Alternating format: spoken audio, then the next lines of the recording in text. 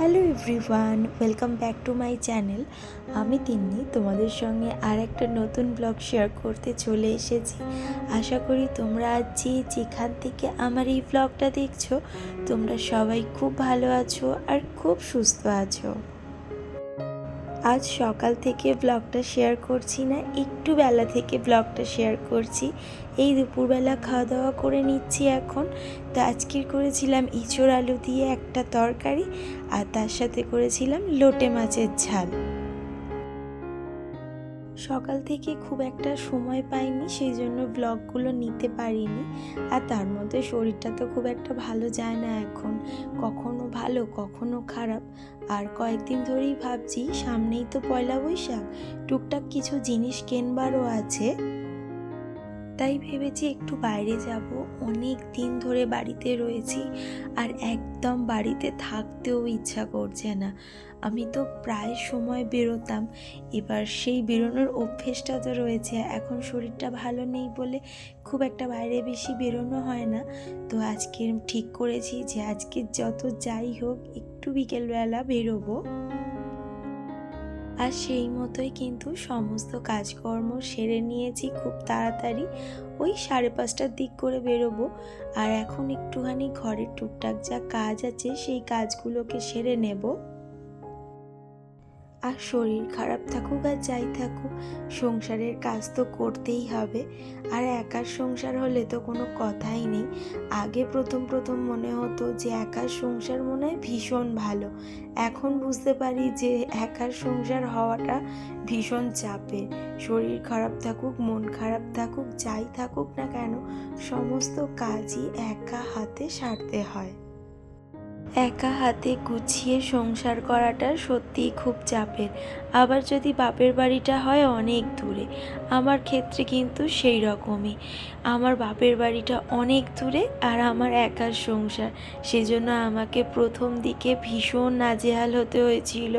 আর এখন এই শরীরটা খারাপ, এখন বেশি করে নাজেহাল হতে হয়। মা তো সবসময় এসে থাকতে পারে না, যখন করে মা আসে তখন করে আমার ভীষণ হেল্প হয়।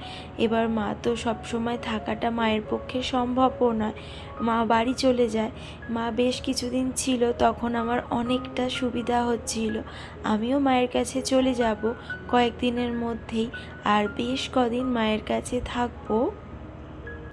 আর জীবনের যে কোনো পরিস্থিতিতে মা ছাড়া উদ্ধার হওয়া খুব দুষ্কর, বিশেষ করে এই রকম সময়টাতে।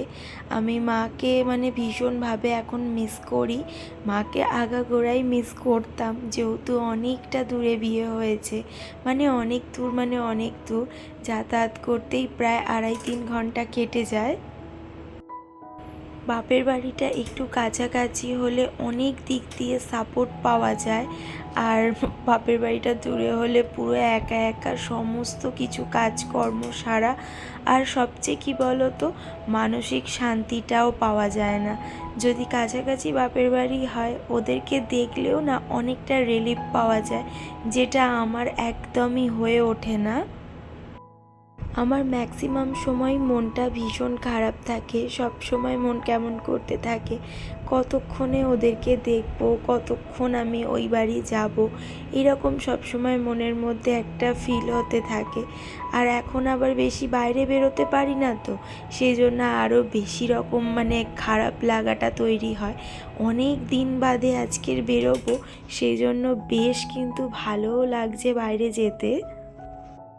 আমাকে যখন প্রত্যেক দিন বাইরে যেতে হতো, তখন না মনে হতো যে কবে একটা দিন পাবো যে আমি একটু রিলিফ করে বাড়িতে থাকবো, বাড়িতে সময় দেবো। এখন মনে হয় কবে এই বদ্ধ জীবনটা কাটবে, আবার আগের মতো বাইরে বেরোতে পারবো। আর দেখো, তোমাদের সাথে গল্প করতে করতে আমি কিন্তু বেরিয়েই পড়েছি। আর আজকে যাচ্ছি শ্রীরামপুরে, আর আমার সাথে মাম্পুও যাচ্ছে। তো আমরা শ্রীরামপুর পৌঁছে গেছি। আর শ্রীরামপুরটা দেখতে দেখো ভীষণ ভালো লাগছে। আগে প্রত্যেক মাসে একবার করে শ্রীরামপুর আসতাম, আর এখন তো সেভাবে আসাই হয় না। আর প্রথমেই আমি আমাদের মিশুর জন্য কয়েকটা জামা নিয়ে নিচ্ছি পয়লা বৈশাখে, এরম সুতির হালকা ধরনের জামা। আমাদের বাবুর জামাগুলো নিয়েই চলে এসেছি এখন মন জিনিসে। কয়েকটা কেক নেওয়ার ছিল, কেক নিয়ে আর চলে এসেছি বাজার কলকাতাতে। বাজার কলকাতার এখন আমরা ছেলেদের কাউন্টারটাতে চলে যাব। কয়েকটা টি শার্ট নেওয়ার আছে, সেই টি শার্টগুলোই আমরা এখন নিয়ে নেব।